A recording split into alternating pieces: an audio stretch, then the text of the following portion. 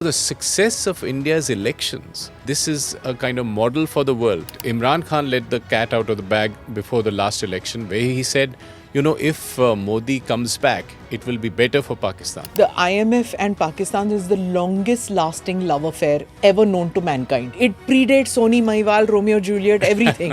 मतलब ये इनका But it ends up in a divorce after every program. फिर निकाह होता है, फिर divorce हो जाता है. When India, in its parliament, decided to abrogate or revise Article 370, I happened to be in Islamabad. I had some inkling this would happen, but not of the kind of reaction Pakistan would have. China is also very keen on an extradition treaty with Nepal, so that the Free Tibet movement people who are in Nepal, that they can get them back. Are they still monitoring them? Yeah, very much. What happened in Myanmar is 3 insurgent groups, 2 in the Shan state and 1 in Rakhine.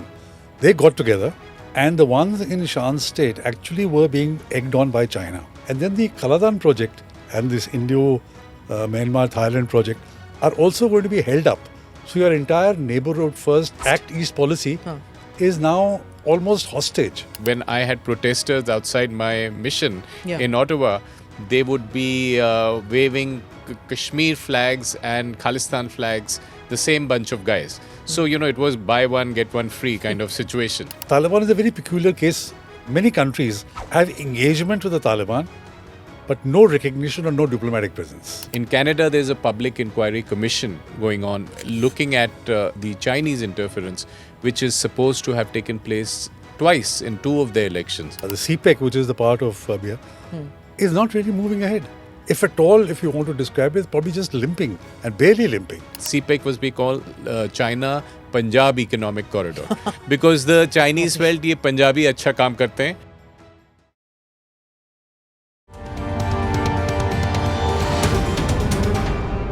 Namaste Jai Hind, you're watching or listening to another edition of the ANR podcast with Smita Prakash. The topic of discussion today is India's neighbourhood. How are the countries in our neighbourhood watching the Indian elections? My guests today are Ajay Bisaria and Tilak Devasher. Ajay Bisaria is a former Indian ambassador to Canada, Pakistan, Poland and Lithuania, who's recently written a book, Anger Management, on India-Pakistan diplomatic ties. He's appeared on the podcast before. Also in the studio is another repeat guest, Tilak Devasher, author of several books on Pakistan and Afghanistan. Tilak Devasher is also a member of the National Security Advisory Board. We broadly will be discussing how countries in our neighbourhood are impacted by elections in India. Are they watching it with anxiety, interest or envy? Thank you so much, gentlemen, for being part of the podcast. I'm really looking forward to chatting with you. But first, I need your permission. May I address you by your first names? Please. Absolutely. I don't want your fan base to get after me. Ambassador bolna chahiye, and you have somebody in the national security apparatus and tum itne casually. Not at all. Okay, thank you so much. So, since you're both practitioners of diplomacy and statecraft, I want to make this conversation about how our neighborhood is watching this election. Are they watching it with anxiety or are they watching it with interest? How are they watching it? Let me start with Ajay. Since Canada, Pakistan, these are your postings, which I'm very keen on. Of course, I'm not interested in Poland right now. So let me talk about Pakistan. I'll get to you too. You've just written this book also on Pakistan. We just ran that in the introduction. How is the reaction been to elections in India? Are they looking at it something as something of the ordinary that just happens, or is there interest to see how the election is moving? I think the big picture is that people are not expecting any dramatic change. So the expectation is that there would be a certain degree of continuity in India's government and also in India's policy. But having said that, for most countries, when there's a new government, there's a time for some kind of tactical adjustments. So I think this is what most countries are expecting, and particularly in the neighborhood, because they watch India more closely and understand India much better. So I think the overall expectation is of continuity with some changes which could be more of a tactical nature.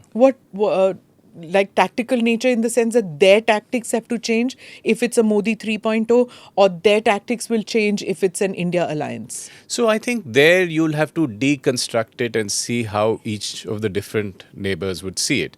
Because if we see our neighborhood today, what do we see? We see two hostile adversarial countries. We see China and Pakistan to our west. And we see two dysfunctional countries, which is Afghanistan and Myanmar, and possibly one more hostile country, which is Maldives. But for the others, there is a different set of circumstances for each. And I think for each one of these, for Bangladesh, for Sri Lanka, I think they expect a certain continuity in policy. There's a pause, certainly, while this election process takes place.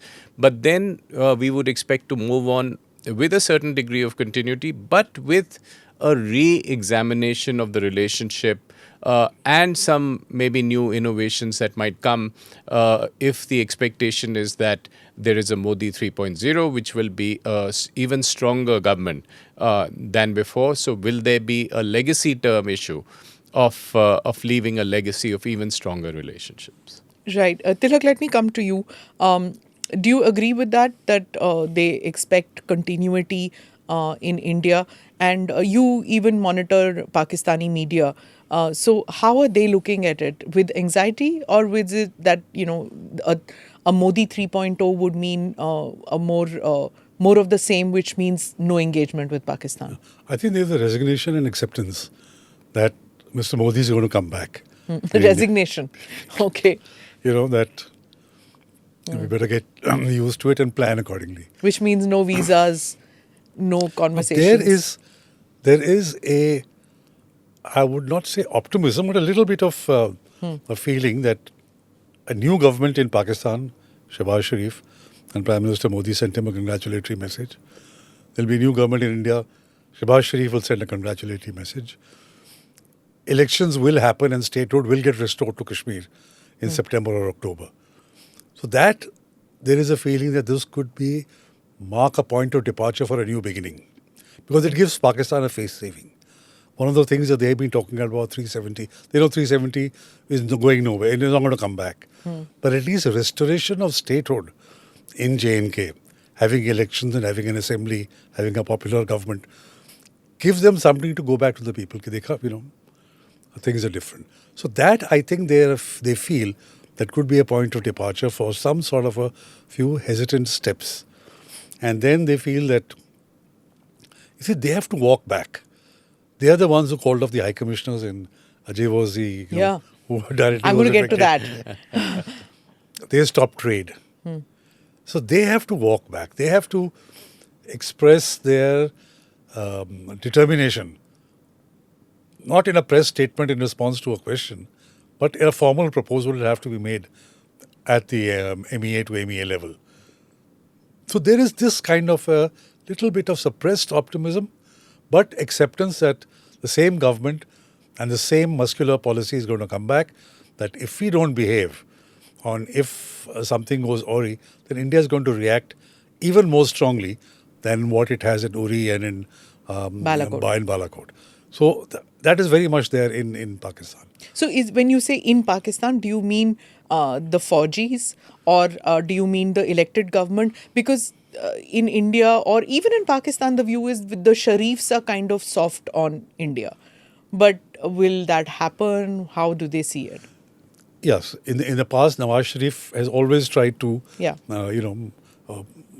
make an opening towards India, but he has not had any support from the army. Because there was the Lahore Bus Yatra with Vajpayee, and he came for Modi's swearing-in ceremony in 2014. So these are two watershed marks as far as India-Pakistan ties are concerned. And with the Sharif. PM Modi also went to Lahore. Yeah. But at all occasions, the army was not on board. Yeah. Since 21, there is a feeling that the Pakistan army is seeing the writing on the wall, seeing which way Pakistan's economy is headed and where Pakistan is headed. There seems to be some sort of straws in the wind that the Pakistan army could be on board to have a normalized relation with India. The back channel talks which led to the ceasefire in 21, the Islamabad Security Dialogue, where Bajwa made this famous statement of converting geopolitics into geoeconomics and move towards peace, that kind of a thing. Imran Khan that time was not on board for a So change. whichever army chief makes that comment, he's shifted out then about normalcy, no? No, Bajwa got his extension. Ah, Bajwa got an extension. okay. So they will make these harsh sound. The other day, the Foreign Office spokesman made a similar kind of a thing, that we should not become a party to the Indian public discourse, and POK is very much a part of Pakistan. So these kind of harsh statements will be made, but I think below the surface, they will be hoping for some sort of a breakthrough. Everybody agrees that by not trading with India, Pakistan is suffering. Bravado is one thing. They also realize that India doesn't need Pakistan's trade. It is Pakistan that needs trade, needs lower prices, curb their inflation. Transportation costs are not so much. They're getting the same goods via Dubai or Singapore and paying that much more. So they realize it is to their advantage, not to India's advantage. I'm going to come back to the trade issue, because there's a lot which on Pakistani TV you hear ki tijarati, and you can expect ki tijarat will be on focus because of the Sharifs, and then you have Abdul Basit saying that trade should not be on focus, we should not lose focus on Kashmir. So I'm going to come back to that, just remind me. Okay. But first I'm going to talk about the normalcy, Ajay, which Tilak talked about. What really is normal or return to normalcy when we talk about Pakistan? You've written this book on anger management.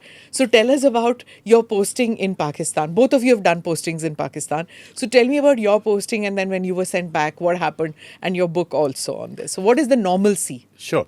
So let me start with what Tilak said. I agree with much of what Tilak is saying. And really speaking, the ball is now in Pakistan's court. They are watching the Indian elections. And the decision point is, do we go back to 5th August 2019? What did we do then? We sent back the Indian High Commissioner, we downgraded the missions, and we banned trade. So if the noises about trade are that we should restart trade with the new Indian government and so on, do we start that? Or do we ask to go back to February 2019, Pulwama, when India imposed a 200% duty on trade and ask India to reverse it? Or do we go back even further to the December of 2015, when Prime Minister Modi made this unannounced trip to Lahore on 25th December and greeted Nawaz Sharif on his birthday, at the end of which there was so much optimism in the air that we are now moving into a comprehensive dialogue, and the relationship is going to take off. So we try to erase the bad memory of all the terrorism that happened?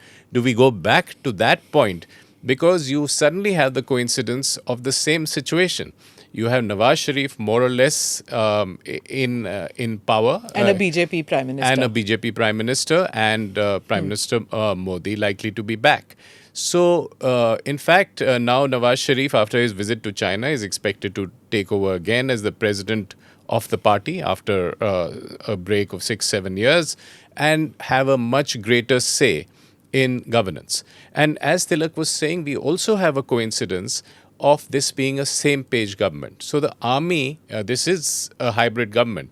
So the army, which has a greater say in all foreign policy and security decisions, seems to be on board. And I would agree with Tilak that from about 2021, when Pakistan started going through a poly-crisis, it has made this so-called pivot from geopolitics to geoeconomics, which is essentially to say that, look, my economy is crumbling, I need to reimagine the way I run this country, and therefore trade with India is part of that piece. But may I interrupt you?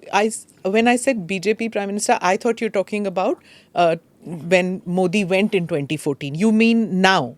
No, when PM Modi went in 2015. 15, okay. So the decision point is...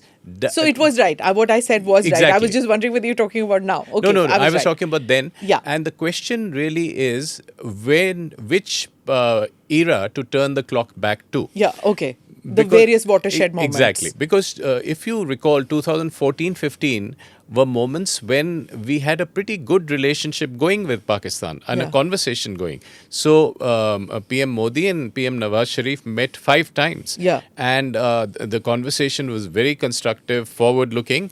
It's just that we got derailed by the terrorism that started in 2016 and then accelerated after that. When were you posted there as High Commissioner? So I went in a down cycle in the relationship, which I went in 2017. But the interesting thing about this relationship, while there, you could argue there's been a down cycle from 2016 till today. We are at a low.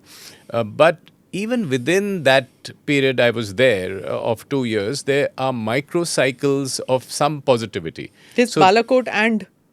Yes, so Balakot happens in 2019. Article 370 happens in 2019. But before that, there were some conversations, there was, attempts, because what happens is in 2018, we have Imran Khan elected. And the initial conversation was, can we do business with Imran Khan? And he made the right kind of noises when he came initially. The Gurdwara and everything. Yes, Kartarpur. Talking of Kartarpur and talking about, you take 1 step, I'll take 2 steps and so on. But before he could get going, we had Pulwama. So, spectacular acts of terrorism become deal breakers in this relationship all through, right from the 90s, if you see. That, even with when Vajpayee went in 99 with the Dosti Ka Haath to Lahore, it was Kargil that happened and subsequently, terrorism and parliament and so on. So I think it is a story at least in this century, of attempts at peace interrupted by terrorism and violence. Except that now India has had a muscular response, 2016 and 19, which is airstrikes and surgical strikes, which has set up a sort of deterrent to this kind of behavior. And on top of it, what both Tilak and I are saying, perhaps the army is beginning to realize that this policy hasn't paid off. And that perhaps the pivot to geo-economics also means better relations with all neighbors, and particularly better relations with India, with whom we could do some trade. Okay. So trade. So let's come to the trade part. Which was trade. If you look at Pakistan today, it has got major problems with Afghanistan over the Durand line. Yeah. It has got problems with Iran. So China is one, all by the friend. But 3 out of 4 neighbors. And it was okay if Pakistan could sustain that kind of hostility if it was doing well. It's not. Economically, it's literally looking from IMF bailout to IMF bailout. Saudi and their Arabia. ACA is not helping America. So he's gone. But even Saudi Arabia and even China are not what they thought they would do. So, and with India, it's a low-hanging fruit. India is a low-hanging fruit. Because of terrorism, they have to shut the tap off. What is India saying? That no terror talks, no trade with terror. Right? So it's a low-hanging fruit for them. If they're really serious about it, they can pull back. They also know Kashmir is out. They're not going to get anywhere near Kashmir anymore. It's not going to work. It is how do they sell that to their people? And one other factor before trade, which I've been thinking a lot, see, in Pakistan, people don't realize how much India has changed in the last 10 years. They are still stuck in a time warp. Secular India and turning the other cheek, and terrorist incident would take place and India would not react. A lot of people don't realize that India has changed fundamentally in the last 10 years. Not only is a muscular government and a muscular policy, but the common Indian too says enough. We don't want terrorism. We don't want this kind of a thing, and we don't want you. So is Pakistan more comfortable dealing with a weak Indian government, for example, if a coalition government? When I say weak, I don't mean weak as in maybe a coalition government doesn't have a kind of a muscular policy or will not shut doors so easily, take these kind of decisions because they're trying to save their coalition, more focused on domestic issues. So is Pakistan more hopeful of an India alliance where, foreign policy may not be completely the focus Certainly. point? They would prefer instead of dealing with a strong government, one-party government, which has a strong leader, they would rather deal with, as in the past, coalition government pulling in different directions. Like they would be more comfortable with Mehbooba Mufti and Omar Abdullah and other Kashmiri leaders in power in Delhi, rather than right now as a fringe player in dealing with Pakistan, isn't it? Yeah. Because they know them, they know how they're going to behave and where they're coming from. In the case of the BJP and the case of Mr. Modi and the other ministers, they don't realize how much they have changed India. I think because the representation or the media has not had a presence over here. So when they look at India as suddenly this aggressive power, fifth largest economy, going to become the third largest economy, and not really concerned, we have shut up Pakistan as it were. Pakistan doesn't make a difference to our policy. Yeah. Economic policy, political policy, foreign policy, anything. That is something they're not used to, and they can't accept. Pakistan is being ignored. I mean, either a double-page interview with Prime Minister Pakistan doesn't figure anywhere. Yeah. That's what is happening with all the interviews that the Prime Minister is giving. Pakistan doesn't figure. Yeah. And I don't remember in recent memory when that happened. Even when dealing with foreign policy issues, it doesn't, though we have started this conversation on Pakistan, but still, in foreign policy matters, it just doesn't figure as importantly as it used to. Yeah. Right. And in fact, Smita, there's some nuance to what Tilak said. There is also a strand of opinion in Pakistan that doing business with the BJP makes it more sustainable. So the same argument, in fact, Imran Khan let the cat out of the bag before the last election, where he said, if Modi comes back, it will be better for Pakistan, because then they feel there'll be a certain coherence in policy. Any deal that you do will be then, more likely to be agreed to.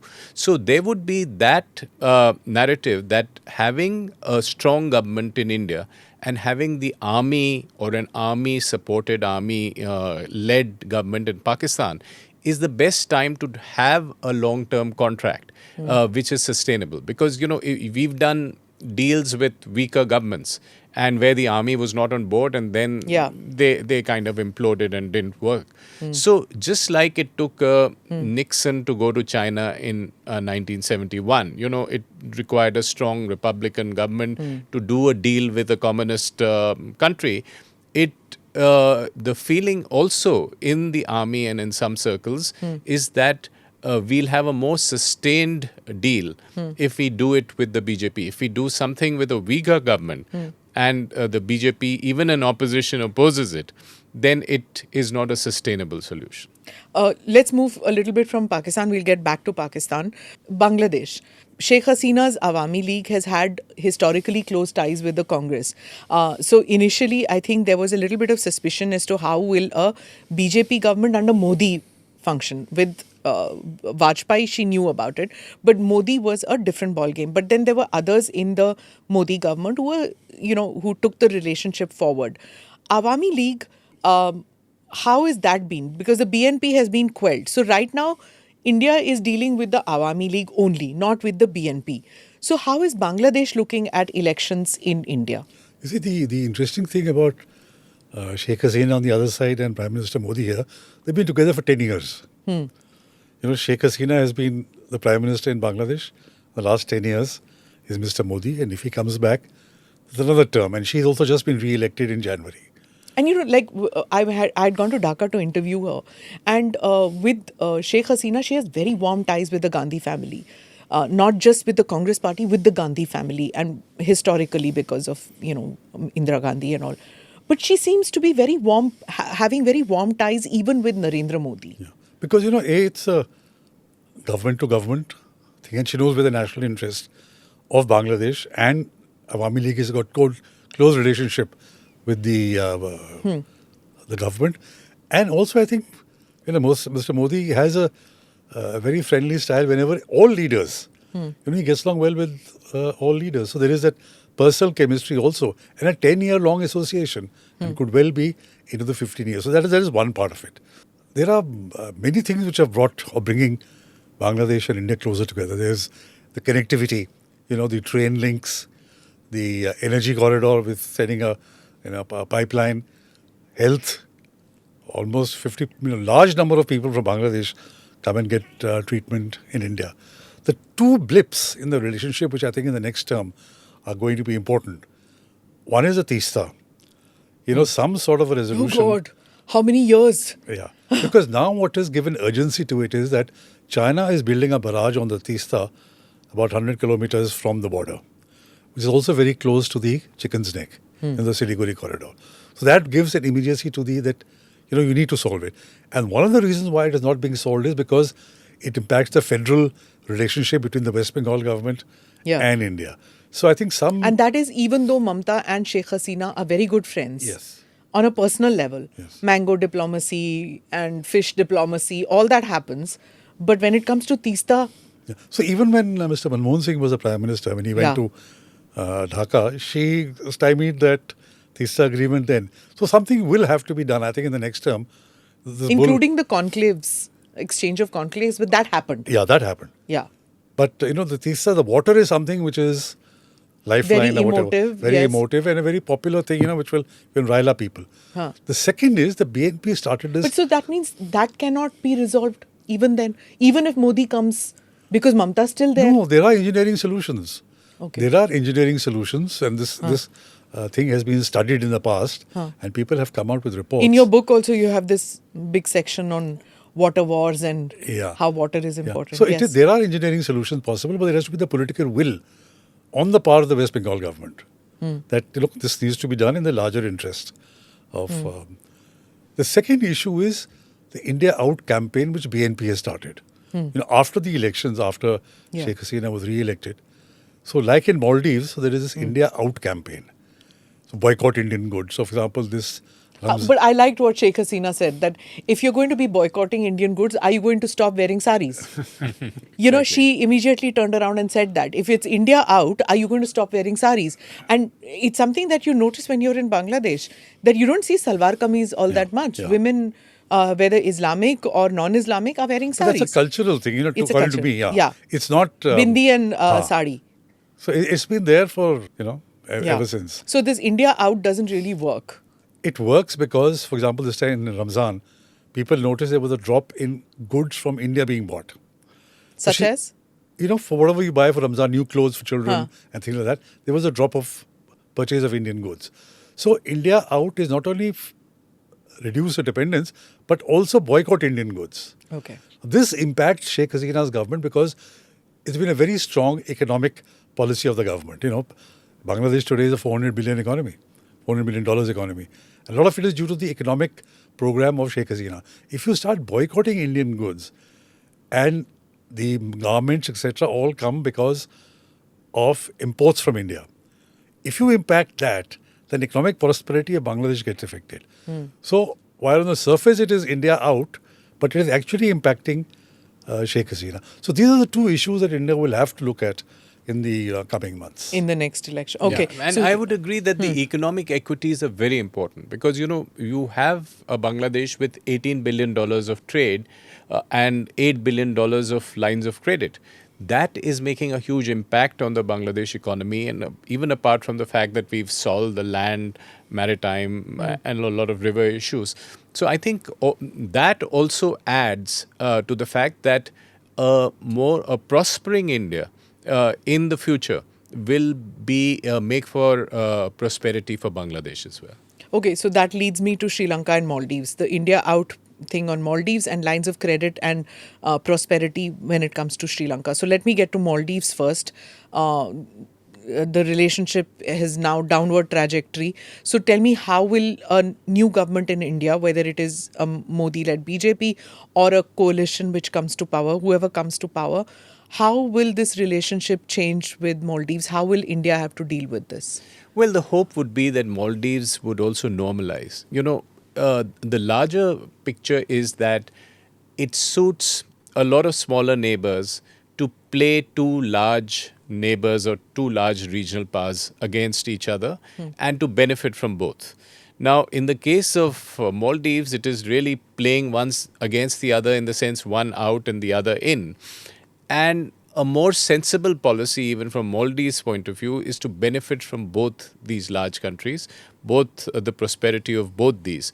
So hopefully this cycle will change, and a new government gives you reason to re-examine your policy and do some kind of tactical readjustments in what you're doing. So I would say that the ball again is in Maldives' court to on how it deals with the new Indian government and how it decides to make this adjustment or this correction to what I think is a strategic error made by the Maldives. But after this recent vote on account or whatever that he's got, he's going to get more aggressive. And then what we haven't discussed till now, and we will talk about it in the show about the dragon in the room, his relationship with China. So, he's going to get closer to China, President Muizu. Fair enough. He will get closer to China, and all the countries in our region will have some equities with China. But does it make sense for you to say, I will only have Either China, him, I will get India out? Or does it make more sense to say, I'll grab what I can from China and grab what I can from India? So I think that is where the tactical adjustments would have to take place. Because in contrast, Sri Lanka, for instance, when it went through a very tough time, India put in $4 billion. Yeah. India was the immediate responder in that particular crisis, and that has deepened that relationship. So I think it makes sense for all these countries to deal with India in a sense of trying to get the maximum benefits out of India's economic power and prosperity, and also get something out of China at the same time. Right. On Maldives, now, if you notice, Muizu is now more nuanced position. When he said India out, means uniformed Indian soldiers on the platform, the air assets. So he's now sort of, because, see, it's one thing for elections. Elections is silly season in all democracies, everywhere. People say all kinds of things. But now that he's won the presidential elections, he's won the parliamentary elections, more than a 2/3 majority, he's now comfortably ensconced for the next 5 years. So as you said, even when he met Prime Minister Modi, I think it was in New York or some other place, where he said, we're not stopping any Indian projects. So India continues to build that bridge from Malaya, I think, about 6 kilometer long bridge connecting some other islands. Maldives took part in a naval exercise with India. So, and the humanitarian projects continue. They continue, and also now they're asking for more. I think he's also said he doesn't want to be dependent only on one country for staple, for food, fuel, salt, things like that. Rice, yeah. So just, to spread it out. So I think if we also, and we have played our cards, I think, very maturely. We haven't gone off in a huff. We've talked about this, uniformed men, and they've come to a compromise. So I think we've also handled it well. And I think this will going to continue after the elections. I'm going to ask you about what Ajay had said about Sri Lanka also. So what is your take on this? Because the line of credit and things which we gave Sri Lanka and the aid that we gave. I had the Sri Lankan High Commissioner on the show, and he was talking in terms of, so much that Sri Lankans can benefit with an Indian economy which is on an upward trajectory. So, it's a smaller economy. So, however much they grow, they cannot resolve their economic crisis unless they are, be part of the same success story or same India story. If they tag on with us, their trajectory will go upwards sooner than it would if they were to do it on their own. Do you see... So, there's a lot of recognition in Sri Lanka that we actually bailed out with, as Ajay mentioned, $4 billion. China didn't. China was more keen on projects, as part of the BRI or part of the Colombo port and all. But India was up front, which helped them bail out and, gave them a lot of assistance. So that's established you as the friend in need is India. Then there are so many other things, like Sri Lanka has handed over Hambantota Airport to a joint company of India and Russia. They are going to be managing Hambantota Port, which was constructed by China. Airport, sorry, not port, airport. China, right? Yeah, constructed by China. But the management has been handed over to India and Russia. Electricity. Just like Nepal is now going to use the Indian transmission lines to sell electricity to Bangladesh, Sri Lanka can benefit a lot from this. So there are lots of areas on which this cooperation can go forward, and Sri Lankans, also realize it. The elections are due in September in Sri Lanka, the presidential elections. So let's see who comes and what kind of a policy or... In Sri Lanka, in fact, Airtel is going to be becoming the biggest provider because it's going to take over the local provider dialogue. And so, there are a large number of equities. If you see the coast of Colombo, you have Taj Samudra, you have ITC, you have, so a good deal of economic prosperity has come via doing business with and India. tourism, whether in Maldives or in Sri Lanka, largely dependent on tourists who are coming in from India. And when social media took off on Maldives, on their tourism sector, and then you had Prime Minister posting that picture sitting in Lakshadweep, it resulted in such a cancellation wave that happened. Indian tourists dropped to number 5 position. Yeah. So many cancellations in Maldives. Yeah. And they were, I think they had some road shows in India. They're planning to have road shows. No, I mean, if you open Instagram, I don't know whether you both are on Instagram, but Instagram was always filled with Indian celebrities holidaying in there, or Indian celebrities honeymooning in Maldives, even Indian journalists going to Maldives on these holidays and posting out there. So that was there. That stopped, not just trickled out, it just completely stopped. Influencers, all this matters a lot to a country where the economy is based 20% of GDP is on tourism. on tourism. Yeah. So let's move to you were mentioning even Nepal. So I'm going to talk about Nepal now. Ajay, the political situation ever since it decided to become a democracy, instability, governments changing all the time, toppling over, coups happening, and a coup in the sense of political coups happening. It's in such a confused state that it is.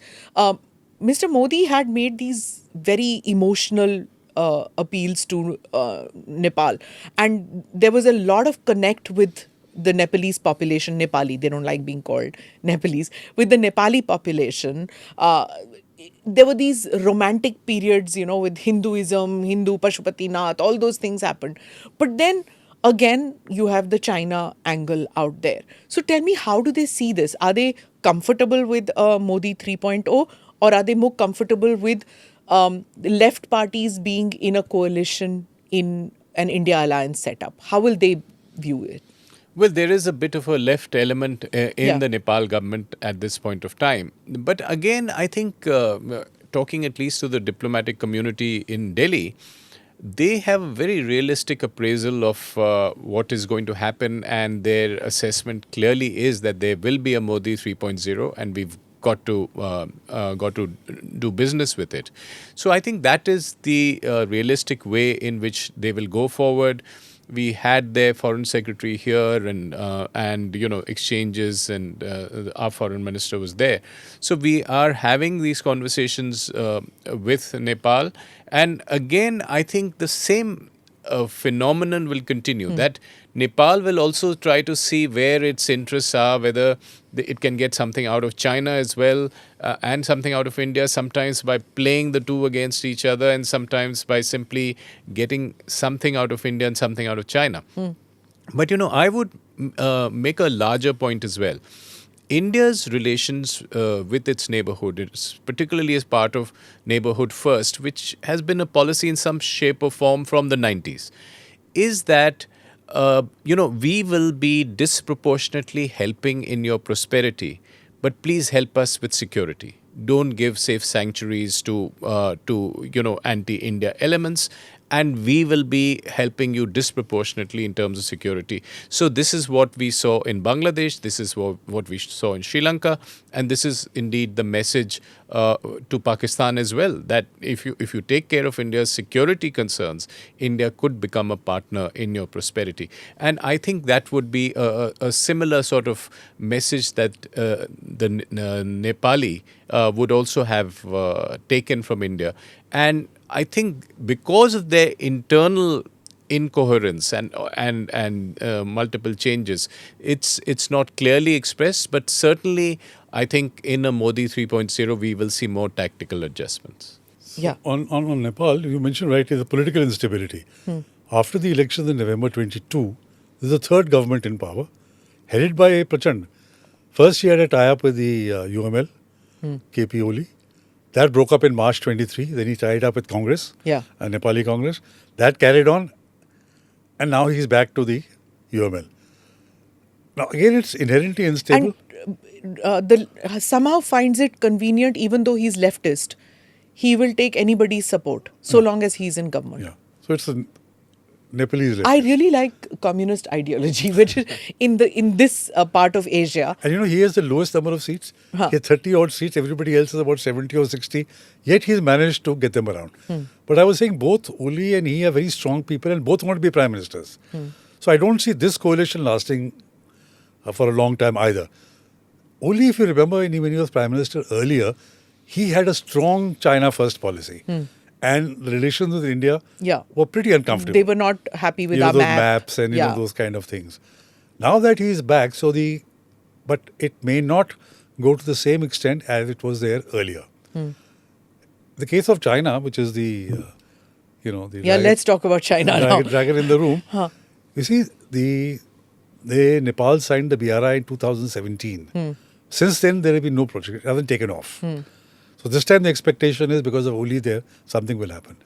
China is also very keen on an extradition treaty with Nepal.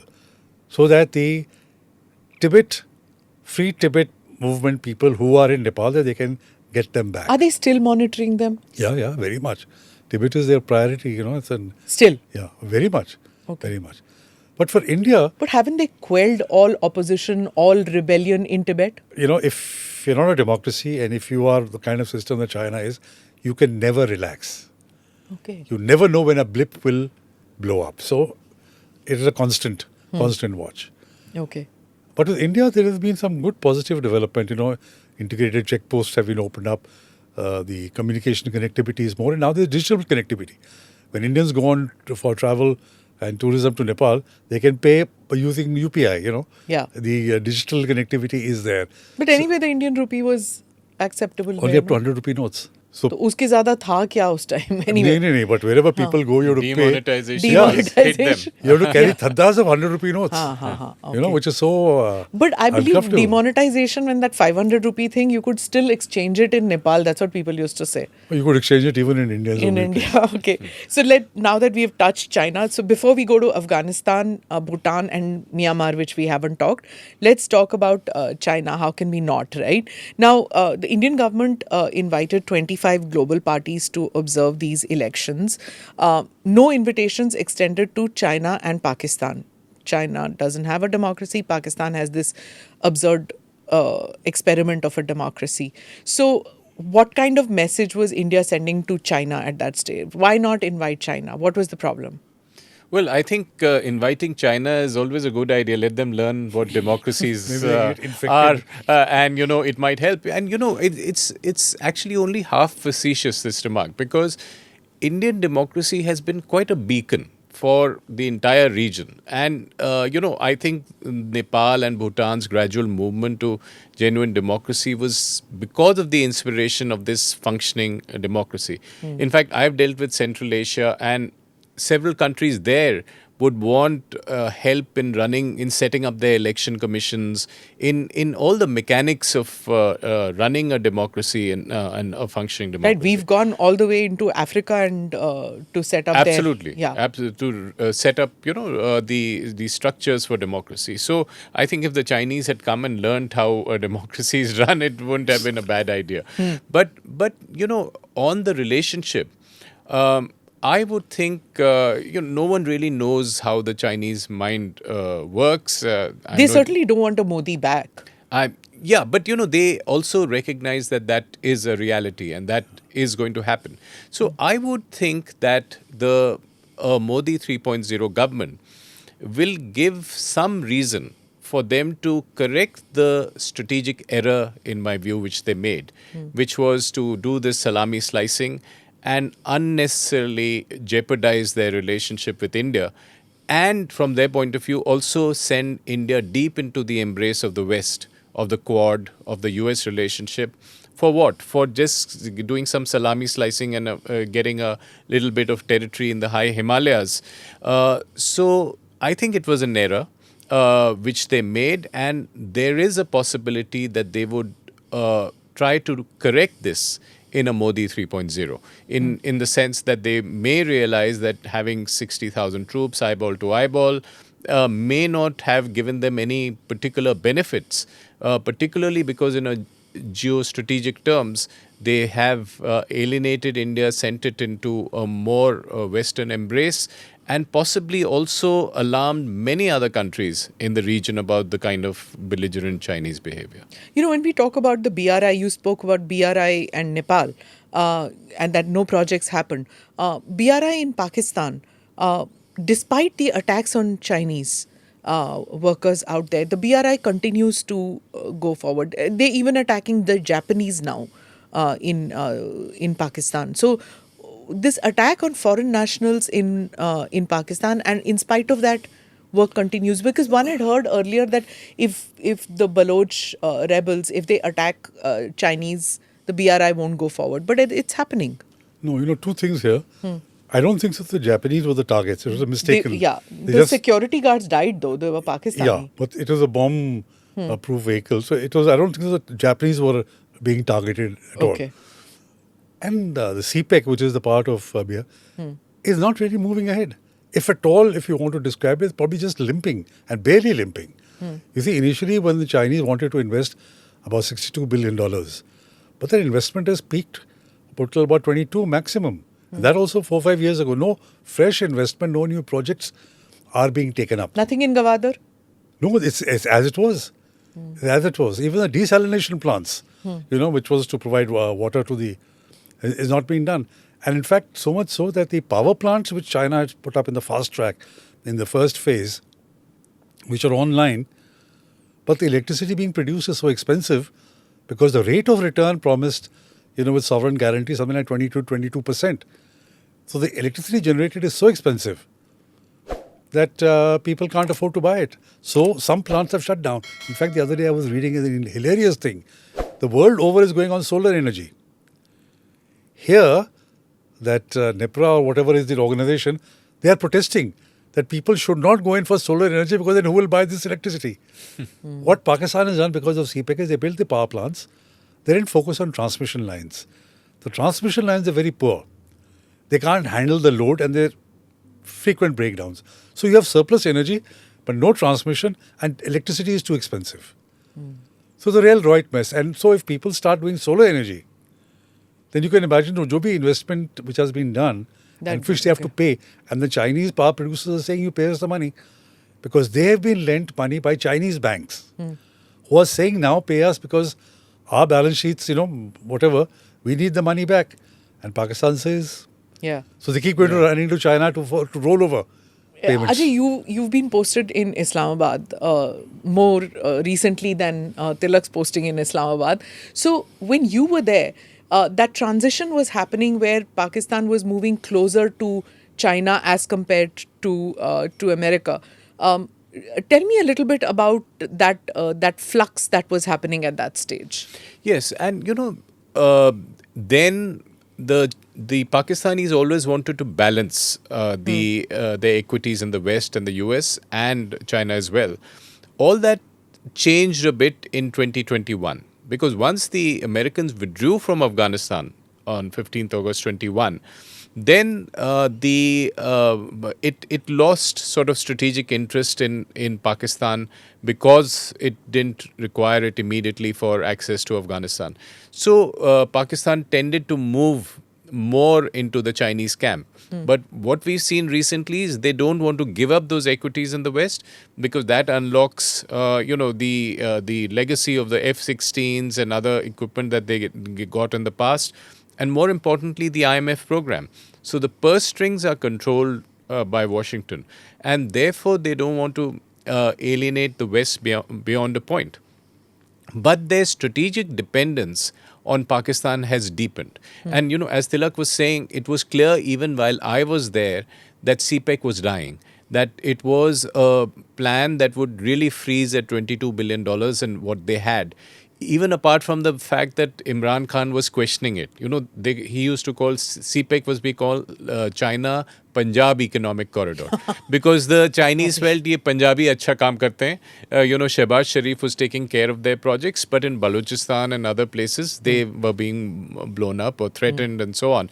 So they were quite worried about it, even apart from the fact that the IMF was demanding that those books be opened. And the Chinese are very non-transparent about the rates of return and what they're getting. And the IMF demanded, very Kitab naturally, kholo. Kitab kholo, because, we're giving you money. Are you paying it off all to the Chinese? So that was a very legitimate question. And They'll get money from ADB or something. Well, but you can't fool them beyond a point. Only when the IMF pays you first. Exactly. Nobody will pay. Nobody will give you anything. So you can't till fool you're on the all the IMF people program. all the time. And when they go for a 24th IMF program, even more, the IMF will be even more aggressive in opening these Aggressive. books. I have commented on this before that the IMF and Pakistan is the longest lasting love affair ever known to mankind. It predates Soni Mahiwal, Romeo Juliet, everything.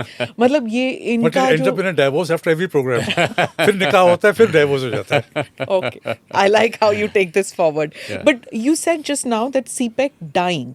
Do you think Nawaz Sharif going to China is that revival of that trying to get a dead body to breathe again? They might do some adjustments with China, but certainly not on CPEC, because the Chinese will not be betting more on Pakistan in terms of economic investments. They might continue with a strategic bet. They will continue with a strategic bet, but they will have to see it as grant. It's not something that will give them returns. And particularly this leg of the corridor, which goes through Balochistan, that is in deep trouble.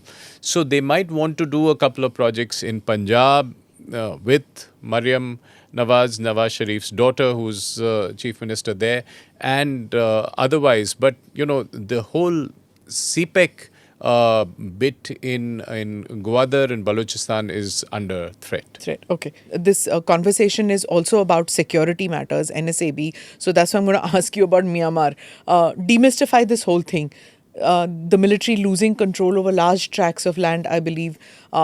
For India, how do we see Myanmar situation? We have security issues. We have issues of people coming in from that side of the border. We have various issues when it comes to Myanmar. So tell me, are they viewing our elections and how will we deal with Myanmar post-elections? No, so I think there's no interest about Indian elections because they're so caught up in their own things. But there are two separate issues.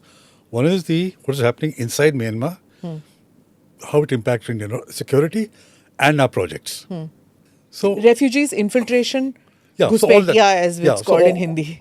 All that comes under the rubric of security and our projects. The Khalistan project, the India-Myanmar Thailand trilateral road that is being built. So what happened in Myanmar is 3 insurgent groups, all 2 in the Shan state and 1 in Rakhine. They got together. And the ones in Shan state actually were being egged on by China because they had started a huge gambling plus a cyber sort of a scam which was directly impacting Chinese citizens. And China wanted the Myanmar army to shut it down. So because they were not shutting it down for whatever reason, so they propped up these, one is called the Myanmar National Defense Army, and the other is the Tang National Liberation Army, and the Arakan Army in Rakhine State. So they went up into a coordinated attack, which is now being called as 2710 on 27th October 23. And they were joined by the Karenis, who took off on 7th of November. It just goes to show how nothing is reported in the Indian media. Very little. Very little on this. And it impacts us so much. And it is a neighbor. It impacts us, yes. And so they have taken over, you're right, very vast tracts. And what if impacts us is in Arakan, Chin and Sagaing, because these are the areas which border India. And military has lost control on these. And lost control here and also in Shan state, which is the largest state in Myanmar. So there's a fighting going on.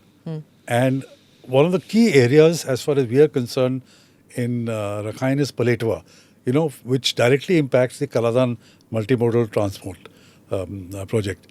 And there the Arakan army has now offered India that you talk to us and we will make sure that this project goes through. How can we talk to two different... Exactly. So India's policy is that you talk only to the government. Yeah. China, on the other hand, because they also have a project, they have the Chokphu port, which is the end of the China-Myanmar economic corridor. Like they have CPEC in Pakistan, they have China-Myanmar economic corridor. So they are talking to the insurgent groups. So they have a far more nuanced policy. Doesn't it undermine... No, because they feel, a lot of people feel, and I've written about it, that what if there is a split in Myanmar? This is something that we need to watch very carefully. That if the Janta... Not just a rebellion, but a complete split. Yes. That if they lose control and they set up their own governments, and then what happens? So you are going to be dependent on these insurgent groups. So you need, at some stage, this is something which the new government will have to take a call on. Yeah. Here, that, what is it, what are we going to do about this?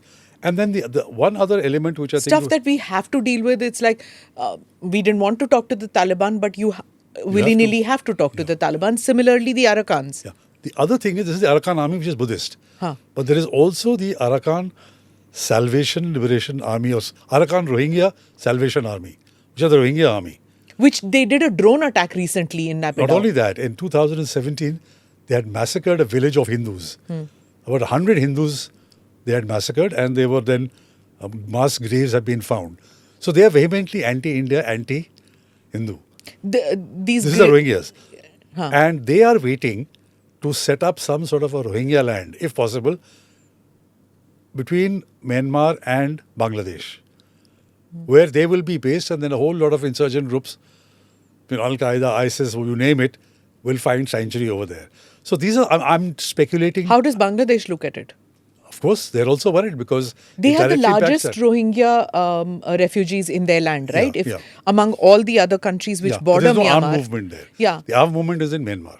But it's a major security concern for Bangladesh. Yes, it is. The Rohingyas there. It'll also be for us. It'll also be for us. So, this is what is happening in Myanmar. So, we have to take a call on whether you want to talk to the insurgents at some time or the other to look after your interests. And then the Khalistan project and this Indo-Myanmar-Thailand project are also going to be held up. So, your entire neighborhood first, act east policy is now almost hostage to this, because apart from the Khalistan project, you also have to build a road from Sittwe going into Mizoram and Tripura. You can't build that road if this kind of a fighting is going on there. Then apart from these insurgent group, you also have the National Unity Government. The National Unity Government are those elected representatives who were in that coup in 21, that is NLD, that is Aung San Suu Kyi's party, have come away and have set up their own National Unity Government, which has been recognized by the European Union as the legitimate government of Myanmar. So there are that also. So who are we going to... We have to deal with all of them now because... Now that's a call which the government... We barely talk to Aung San Suu Kyi, right? Or are we? She's been on house arrest. She doesn't matter. No, she's been on house arrest. House arrest, yes. How do you talk to her? Yeah. So when she was out, yes, there was very strong... Even earlier, when she was under detention and medication... But she's not a consequential player anymore, right? See, in politics... You never know. You never know. So you can't write off anybody. Okay. As I say in Pakistan, even when a person is buried, 10 feet under the ground. You still wait for 40 days. Before you... So yes, Myanmar is... Zardari. Those who had written off Zardari, that his time is over and now look. Right? He's back. Myanmar is a very critical neighbor. We have to keep an eye on it because Chinese penetration in Myanmar is very strong. They are literally sitting over there. Yeah. And this Myanmar economic corridor, and Chokphu, which is very close to Sittwe, where we are building a Khalistan multimodal transport. So all these developments, we have to watch very carefully. So look east, let me get to Bhutan. The Prime Minister, the last foreign visit that he did was to Bhutan. what is happening out there in Bhutan? Would they want, is Bhutan looking at elections in India? Does it matter? Because whichever party comes to power in India, I don't think the Bhutan policy ever changes. I think it's always the first visit to a foreign country is usually to Bhutan for an army chief. For the intelligence agencies, for prime ministers. So is Bhutan looking at Indian elections with anxiety or just with this calm sense that jo bhi hoga, hamare bhale ke liye hoga? Yeah, they watch it with a sense of zen. It's the happiest country in the region, and it's the most trouble-free relationship we have. They, of course, watch it, and we are fortunate to have a king, a leader right now with a very positive kind of disposition towards India. But I think what we need to keep watching is the instinct in all our neighbors would be to also get something out of China, another big neighbor in the region. And I think we should be okay with that as long as it's not harming our interests in a significant way. So I think this is, again, Bhutan is a very strong relationship with so many equities built over decades, and we should obviously retain those, and at this point of time it's a very, very strong relationship where the Bhutanese will be watching the election but only be too happy to support whichever government comes Have in. we actually had this kind of a myopic attitude, or is it something that has been forced upon India that either with us or with China make this are we doing this with our neighbors? Are we bullying them to make this choice? Well, I don't think we are, but it's also a It's danger. unsaid? It's also a danger that you can get into because it is a strategic competition with China, so you could take the view that it's a zero-sum game. It's not, because if they're getting something out of China and in our interests are not being hurt, then we should be accepting of that reality. And I think our policy is moving in a more pragmatic direction in general, which is deal with the world as it is rather than as it should be. And Interesting. particularly with even Pakistan. That's why I make the argument that we should have a continuous dialogue with the Pakistan army, overt or covert or behind the scenes, because they are in charge. So let's not fool ourselves into saying that we are promoting democracy in some way by not talking to the army, because we need to promote our national interest by talking to the folks in power in whichever country we're dealing with. I think where India gets riled up vis-a-vis China, where security concerns come in. For example, the Chinese research ship is docked in Colombo. Exactly. Yeah. That's when we told... That string of pearls thing. Yeah, so that, that our red line is that. Right now, there's a research ship in Maldives, though they say that it is not carrying out any surveys in Maldives. And it went out, it came in January, stayed for a week, then went out. 2 months it has been surveying that area around. Now it's back in the Maldives. So this is something which India gets perturbed about. I think economic or commercial, India doesn't react. Are we present more in the Indian Ocean, or is China more present in the Indian Ocean? I think it is Our still India's patrolling is ocean. more? Yeah. Okay. I think it is still. It's But the Chinese formulation is that it is the Indian Ocean, it is not India's ocean. I think we can test that. Okay. So since we talked about the happiest nation, let's get to the most troubled nation, which is Afghanistan. And those of you who haven't read, please do read Tilak Devasher's book. So let's... Not the Pashtuns, Tilak, let me warn you right now itself. We've done with the Pashtuns. I want to talk about Afghanistan. Are we engaging officially? I'm asking you, are we engaging with the Taliban? Because we had this really holier than thou attitude that, there's no good Taliban, bad Taliban, it's only Taliban. We've obviously matured now to realize that we have to deal with them.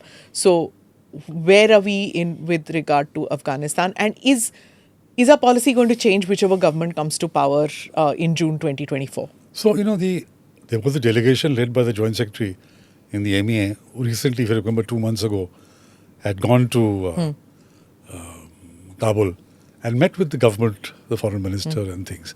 So, yes, there is, you see, Taliban is a very peculiar case. Many countries have engagement with the Taliban, but no recognition or no diplomatic presence. Right? It is engagement is because you need to deal with whichever government is in power in Afghanistan. Afghanistan is too important a country to be left by itself. So you need to have engagement. The primary concern for India is a humanitarian because we've had over decades, centuries. In fact, we've had good relation, people-to-people contact with the Afghans, and especially the Pashtuns. I had to bring that in. I have to bring it. Okay. So we don't want to lose that. So when humanitarian assistance is concerned, whether it was wheat, whether it was vaccinations, that is there. We also have security issues because at one stage you would recall that Pakistan had parked the Lashkar and the Jaish into training camps over there. And it was very interesting that, when US carried out missile strikes in coast, the dead bodies came to Pakistan. So people in Pakistan asked questions that if this is in Afghanistan, how come the dead bodies are coming to Pakistan? Because Pakistani terrorists, anti-India terrorists, were based in coast. So our security concern is to sensitize the Taliban also. That look, you have to take care of our security interest if this relationship is to develop further. So that's what we are stressing. Okay. Ajay, I'm going to come to you regarding the Khalistan issue. Even though we are discussing neighborhood, we cannot not discuss, what is happening in Canada. And since you've done a posting, you've been ambassador. Just yesterday, Justin Trudeau attended the Khalsa Day parade in Canada, in Toronto, if I'm not mistaken. And there you had this hoarding with Modi and, with names, and then there were Khalistan slogans raised. Because it involves Pakistan also, and you have done a posting in both these. You've been High Commissioner in both these countries. Tell me, how are these two countries, which is Khalistanis in Canada, Khalistanis in Pakistan, because they have refuge in Pakistan. How are the Khalistanis viewing Indian elections? Clearly, they don't want Modi because they've issued threat against him. They want him off. What I want to know is that when is this issue going to get resolved? Why this obduracy on the part of the Trudeau government not to figure out that this is detrimental even to them? What is it? So there are two dynamics here. One you referred to is Pakistan.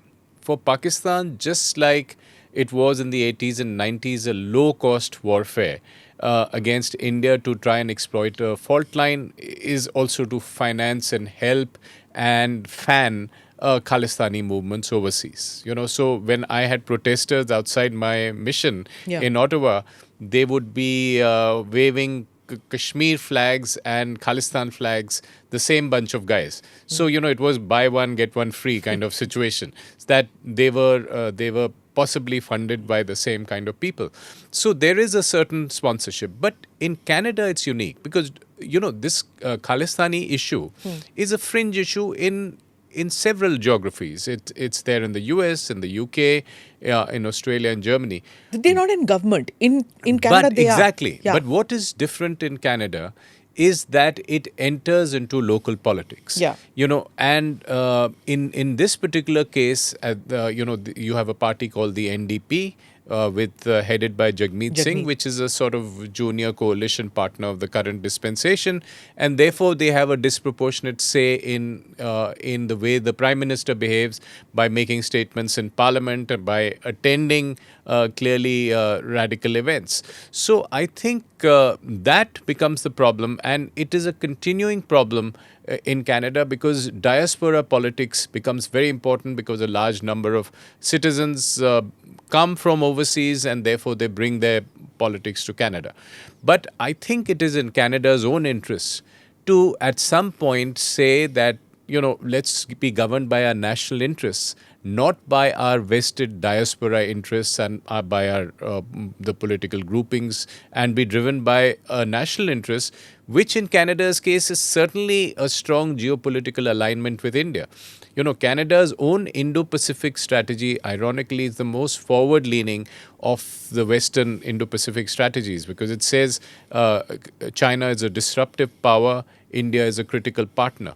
But the irony is that this noise level, which we managed in the India-Canada relationship, which is always there lurking in the background, often becomes very high, and it kind of, upsets the political relationship significantly. Yeah, but this one is the worst, where we send back diplomats and all.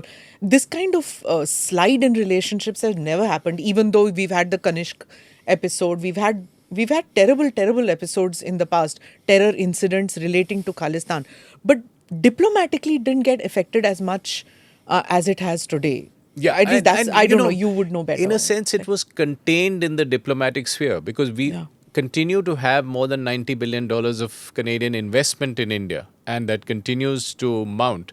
And so what happened was that in diplomatic terms, the messaging had to be given back and forth, and this was a strong message that came out of India. But I think, again, Canada has to learn from the US on how this situation was managed, because we had a similar set of issues with the United States where we said that these are serious security issues. Our security experts on both sides should deal with them and, answer them satisfactorily. But if you elevate them to the front pages and to the political level, then the noise becomes harder to manage. The whole situation becomes much harder to manage. So I think it is a case of anger management that we require. Please, for our viewers and listeners, do buy Ajay's book, Anger Management. Before I come to you on this Khalistan issue, I have to ask you about your book and about what your tenure was there. Tell me a little bit about when you had to come back. Yeah, so, ironically, the most fascinating week in my entire tenure was the one where I had to leave, because this is a hotspot. No, you've been in Canada as well as in Pakistan during the worst possible times. Well, Canada was not in so much trouble then. Yeah, so some people accuse me of creating trouble, but not me. Sorry.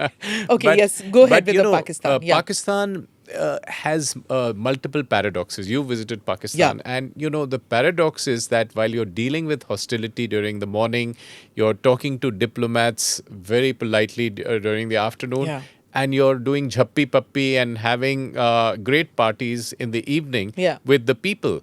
It's a very schizophrenic existence. And that's one of the paradoxes. So it's a kind of manufactured hostility at the official level, and it also changes very rapidly. So, it's a challenging posting, and I make the argument when I talk to young diplomats that you need diplomacy in all relationships, but you need it even more in hostile relationships, because then you need to be more creative and finding ways to have those conversations, navigate those conversations when things are tough.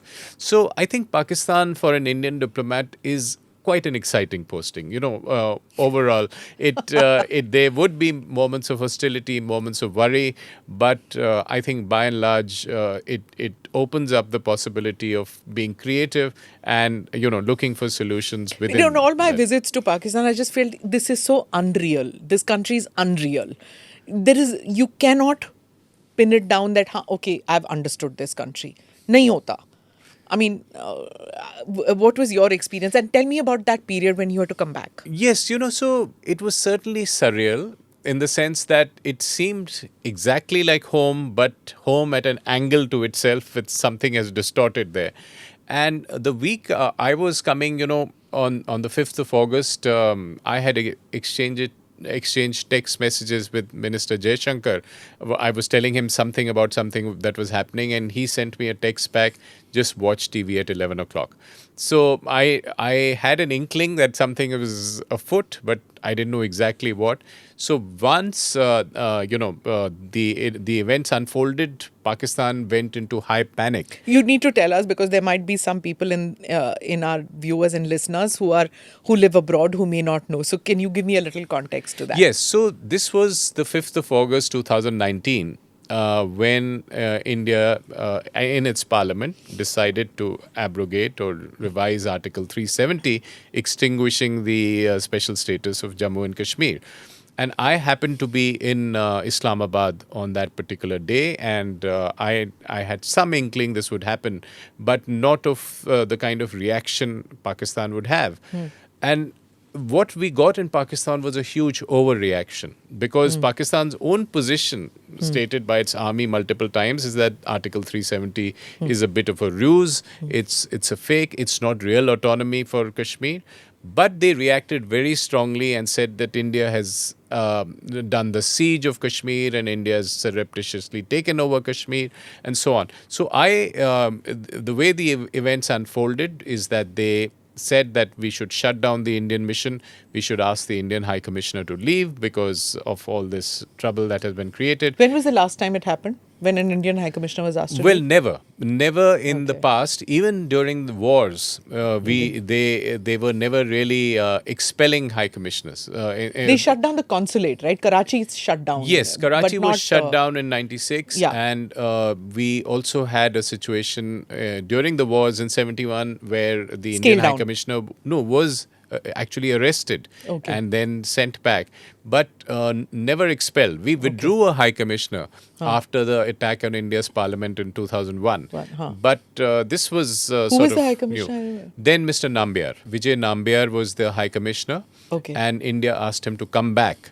So in a sense, in a technical sense, we withdrew the High Commissioner. Vishnu also came back, right? Vishnu Prakash? Vishnu Prakash came back as part of overall exchange of reduction in the size of the mission. So he that was also a trouble. Was it the hijacking of the... No, that was 2003. So that was in I think 2002-3. That's Okay. the time where Jalil Abbas Jalani was asked to leave because he was caught giving money to the Hurriyat. So then reciprocity. And then in reciprocity, a large number of people were returned and so on. But so this story goes on in this relationship. But, you know, it was very interesting at that point. We didn't know what Pakistan would do, whether it would close down the mission, whether we would have to burn our records and move out, or whether it would only ask the High Commissioner to move. So eventually it was just asking me to move. I was given 72 hours. So I had to decide what to do with my two staff in my house and so on. Your family had come back. And my family was here in Delhi at that point. But we worked it out, and then I moved out, and then my house was packed up only later. So is an Indian ambassador always ready for these kind of eventualities in a hostile nation when you're posted? Not the High Commissioner, but the other officers are. Yes, because you were posted there. So tell me a little bit about that. Are you always aware that something might happen and you might need to leave? Because, you know, time I was there, crisis after crisis. In fact, Pakistani was saying, what kind of a place? If nothing happens for 3-4 days, then you should be really worried that, you know, something is going to happen in the High Commission. Some incident will take place. And so you're always... So the officers have one suitcase packed. Okay. And you don't keep valuables, you don't take valuables, No, I believe, right? no. Because you don't know when you will have to leave. No papers, no valuables. Okay. Tell us some incident which you can talk about, It's now all locked up in a trunk. And which you will never tell us, right? As to what happened. so when I write But- my autobiography, maybe I will. But you were tailed and All the time. all the time. So you're constantly aware that the house help that you have or the phone calls that you're doing, it's all tapped and it's all reported. So for a long time, for many years afterwards, I would always be looking in the rear view mirror, you know, psychologically, who's following. It's not so now, but for many years after that, you know, you just get attuned. And whenever we had to discuss something, we would go out on the lawn and talk in the lawn what needed to be talked about, but not in the house, not in the car, because you just presumed. But when you're dealing with Pakistanis officials out there, do they ask you about Indian politics, or do they know everything about Indian politics? Is it how it is? No, it's a... Which way do they lean? See, at that time, there was just one. Congress, yes. What about you? Which way do you feel? Because we've seen Manishankar Iyer going and saying that inko Modi ko hatao, kuch bhi karo, you know, those kind of. Which way do they lean? I mean, I know that there was this grand love affair that they had with Vajpayee ji because they adored him and they adored Lalu Yadav. There was so much curiosity. Like in Afghanistan, this incredible curiosity about Bollywood. everybody wanted to know about Salman Khan. And I hadn't seen Salman Khan films. So when I went to Kabul and they kept asking me about Katrina Kaif and Salman Khan, I was like, really? I don't know about it. And I was like, my God, I should read up on Bollywood before going there and, know about Pakistan it. is crazy about Bollywood. About Bollywood, but they know. But the love affair with Vajpayee and with Lalu Yadav, two politicians they adore. What was your experience? Absolutely. And, they remember that. But it's at two levels. One is the official kind of Islamabad. They watch India very closely. They understand India very well. And they try to spread an official narrative which is even different from their understanding. But for instance, one thing is clear to them that there's a huge power differential between the countries now. And when you talk to the people, that's a totally different game. They want to know where Shah Rukh Khan stays and whether I've met him and whether he could possibly. They think you're nothing. अगर शाहरुख से नहीं मिले, सलमान से नहीं मिले, तुम हो क्या चीज फिर? Exactly. You don't deserve the discount. Exactly. That we want to give you. But some of it is now spilling out into the public domain in podcasts such as yours, coming out of Pakistan, because they are talking freely about benchmarking themselves against India, against the world. And they're seeing the difference, and they are talking about it fairly openly. So, you see which way the younger Pakistanis thinking. You need to see some of the kind of stuff coming out on social media, which is very open and very self-critical often, and often not hesitating in expressing a good deal of admiration about what's happening in India. The first time I visited Pakistan, I was impressed, like anybody who visits Pakistan, not now, any Indian who used to visit Pakistan, their roads, nice, broad, of course the Americans built them, but still, broad roads. And in then Islamabad. In Islamabad, yeah. No, even Islamabad to Lahore when you would drive. There's the motorway, thanks The to Nawaz motorway, Sharif. right, because of Nawaz Sharif. So you would be impressed. Of course, you go to their bastis, they are like our inner cities or like even American inner cities. They're quite bad. But what I'm saying is that those things used to impress people. Then I met with Pakistanis who came to India, and their first impression when they see the Indira Gandhi airport, that was the first biggest airport that we had. They felt at that, my God, these people who had only ambassador and Fiat car, अब इनके पास गाड़ियाँ भी बड़ी बड़ी आ गई. इनका airport हमारे से आलीशान है. It's like that change happened, and now you're listening to Pakistani podcasts and Pakistani television shows where they say that hum to reh gaye. Is that now translating into we need to get out of this hellhole, this economic mess that we are in? It works on two levels. One level, a lot of these programs, YouTubers, they know the market is in India. So a lot of them... The clicks that they're getting. Yeah. The number of people, when they praise India, or they say good things about India, or they have a discussion on India... Oh, bloody. It's only for clicks. So a lot of... I'm not saying all. Some of them are genuine. Then you have the most serious people who are talking in terms of facts and figures. Not just a drawing room kind of talk and things, who talk in terms of facts and figures. India going to the moon, for example, landing in a place where nobody else has done. That is the kind of admiration that is genuine. They appreciate it. Your fifth largest economy moving to becoming the third largest economy, and the kind of bridges, what's happening in J&K, the kind of situation. But then a lot of the other people are these people to get views because YouTube pays. But kam se kam, there is a conversation, and it's not those 10 people who had a monopoly over the Pakistani narrative who used to come to India and meet with the 10 Indians. There were these 10 udhar se, 10 idhar se, they were the only ones. There's a democratization in this space. More people are expressing views, and that's the nature of social media. And the good thing is that Pakistan hasn't completely clamped down on it. But the difference between the official narrative and what people themselves are seeing and sensing has become huge. So it's harder to sustain the official narrative about an India that is persecuting its minorities and, terrible things are happening, while the others are seeing the images, seeing the facts and figures and putting a different narrative. So that becomes a challenge for the Pakistani establishment. Ajay, we talked about this during the Raisina dialogue also, that the street affecting the state.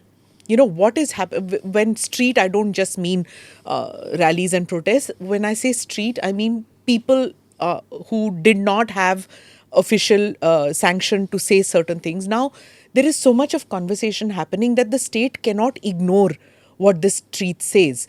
It's happening across the world. Is it happening in our neighborhood too? Whether it is in Nepal, whether Bhutan, well, Bhutan not so much, but Nepal, Sri Lanka, Pakistan, Afghanistan, is that impacting on official reaction, on official policies? I would certainly say yes. The street definitely, and because people in government or in power are seeing the expression of popular will. So in Pakistan, certainly I would say the pivot to geo-economics is also partly because popular disaffection. People are angry with the army, angry with the politicians, angry about price rises. I would argue even in Afghanistan, the kind of goodwill we got out of $3 billion of aid that we gave and the help that India gave, the kind of expression of goodwill that expressed itself both in the Ghani government and through the Taliban government. We are seeing a lot of goodwill towards India, a lot of desire for people to get visas and come to India and so on. So I would definitely argue that the street influences those in power. They cannot be oblivious to those sounds. In Sri Lanka, for example, the Rajpaksas were removed from power thanks to the street. Yeah. The one who protested so much and over a prolonged period of time when Sri Lanka was going through the financial crisis. Similarly in Bangladesh, there have been a lot of protests which has made governments more aware. In Nepal recently, I don't know how it will pan out, but the protests in favor of the monarchy in Nepal. Again, so... All over again? Yes. After how many? 40 years? 35? 15, 20 years ago. Huh. So, again, how the street... And you see, in the case of Pakistan, when you have a cult figure like Imran Khan, and the kind of protests and the movements and etc. which he had, the public rallies that he had, that certainly shook up the establishment, especially because of his personal attacks against the army. No one in Pakistan, to my memory, has ever taken on the army in the manner in which Imran Khan did. Okay. And he charged the people. But when he went on a long march twice, that was not so successful. See, people are willing to go to in the subcontinent, people are willing to go to a jalsa, tamashe ke liye. Biryani milegi, ye and all that.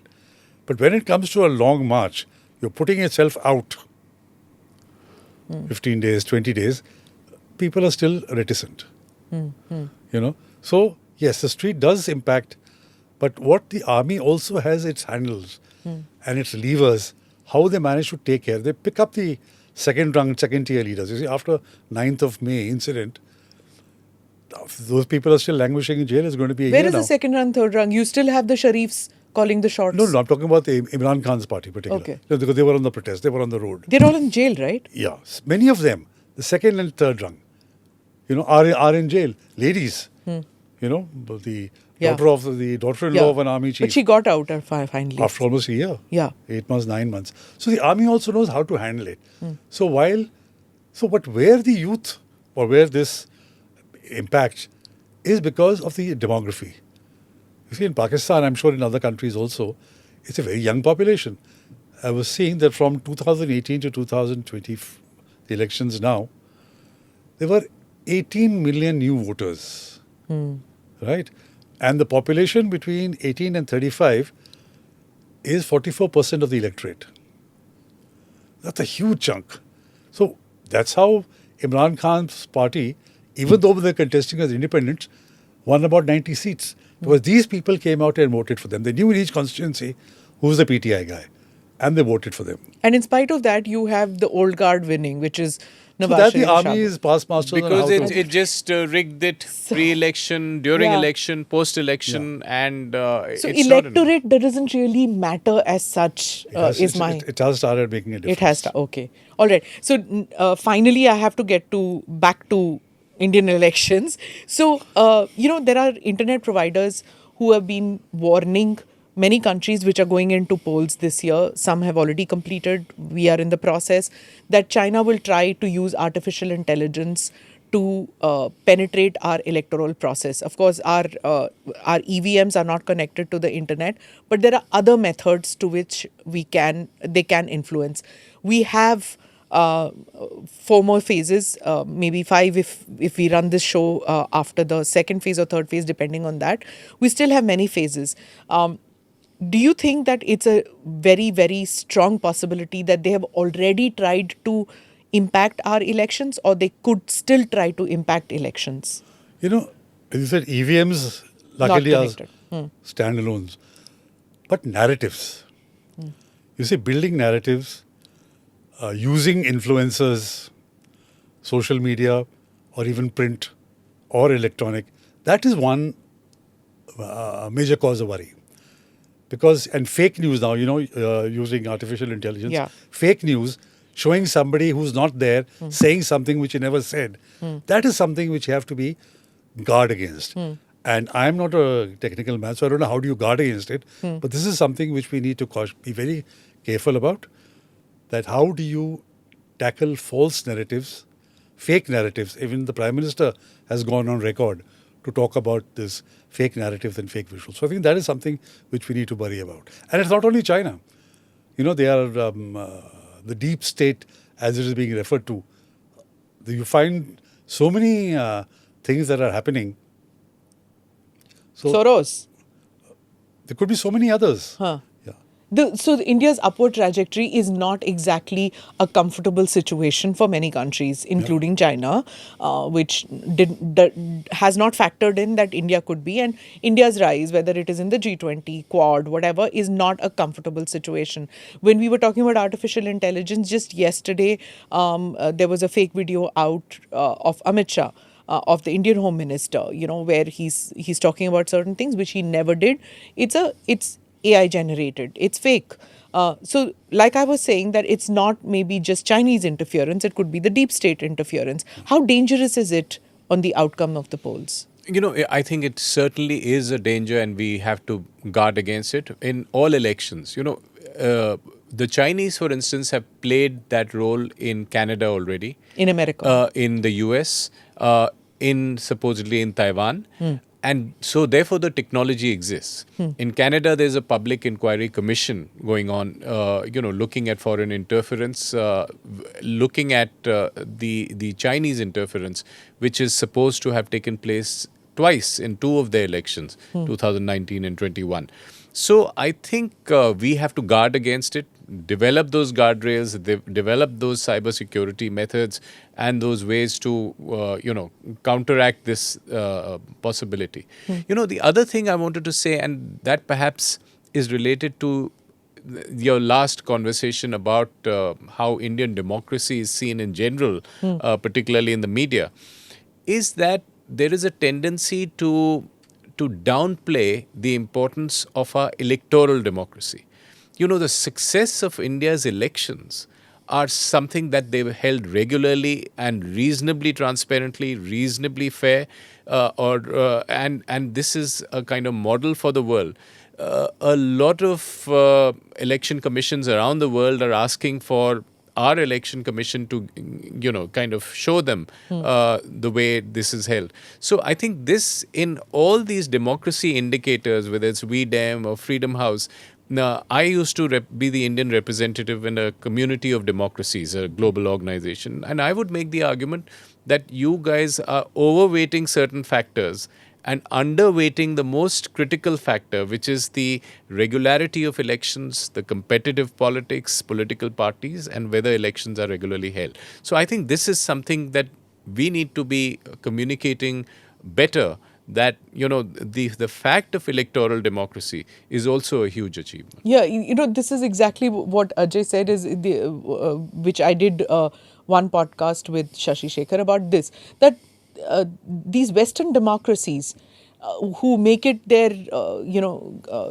their strong point, that they encourage democracies around the world and successful democracies, they are the ones who are constantly, badgering India or through their editorial saying that it's an autocracy, it's not a functioning democracy, which I cannot for the life of me fathom that why would you do this? I want to know your view. You interact so many that's times. the point I like to make is, they talk about majoritarianism, for example. Look, what is the objective of a parliamentary democracy? For political parties to try and get as many seats as possible.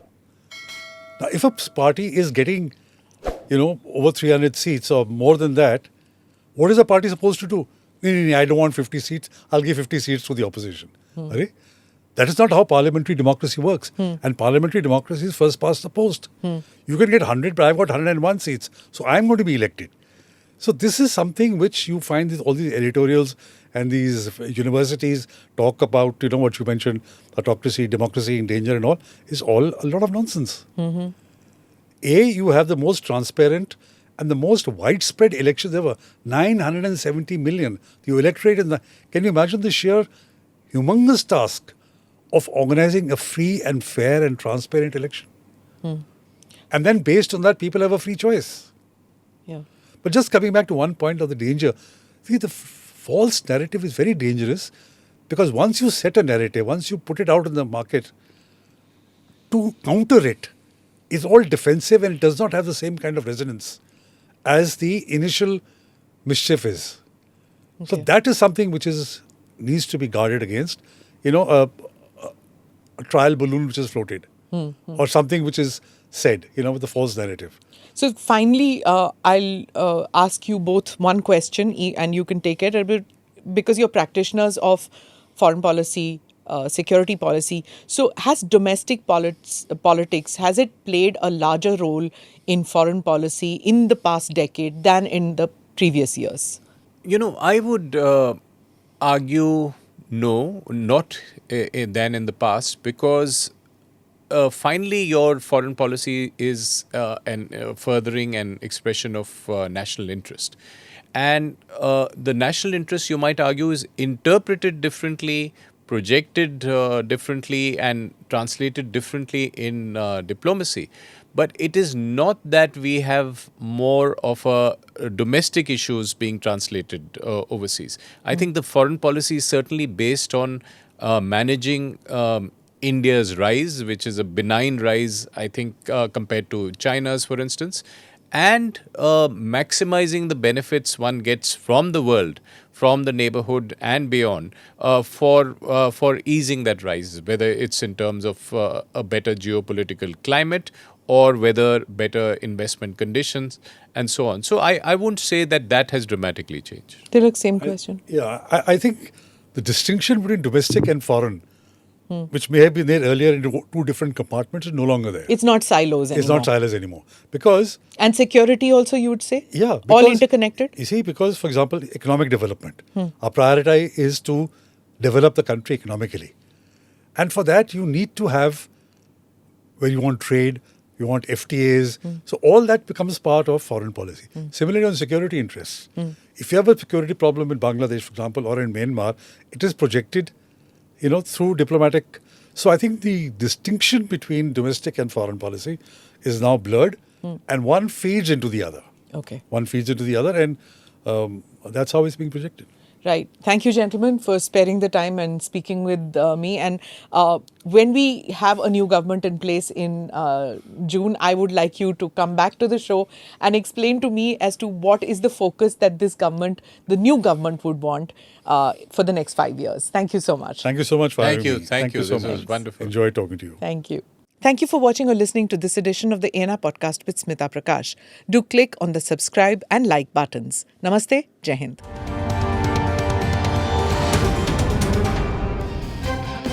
Click here to watch the previous episodes.